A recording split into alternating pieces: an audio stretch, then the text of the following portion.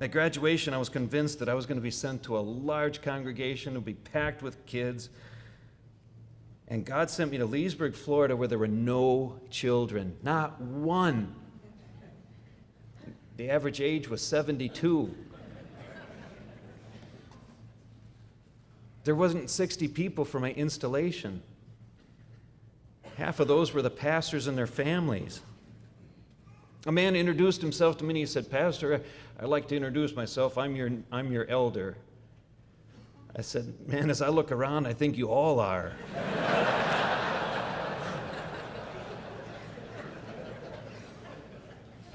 The call was supposed to be a rejuvenation mission.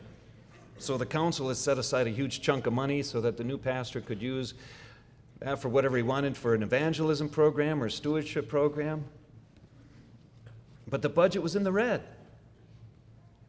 And I knew that I couldn't afford to have anyone think that the right program or the right pastor fixed anything. I knew that I was looking at the same people, just in a different building, that needed to learn that it would be the Word of God that would grow His church. One by one, in every heart, starting with those that were already there.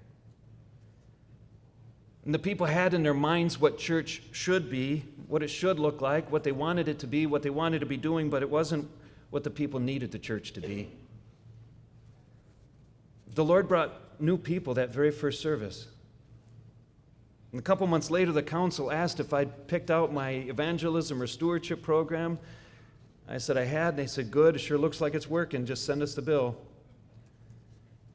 A month later, they said, "You going to send us the bill?" I said, "Okay." I decided I was going to use the Word of God. If that doesn't work, we'll spend some money. But if you're willing, I would like to buy something, but it's a little bit spendy. Fine, whatever. What is it? I said, "I'd like to buy an umbrella." "What the heck does that have to do with evangelism?" I said, "You see me standing outside greeting every Sunday morning. The first Sunday it rains and I walk someone in. I'll show you. And if you want to buy two, you can help me." One of the council members said, "I just have one question. What color were you thinking?"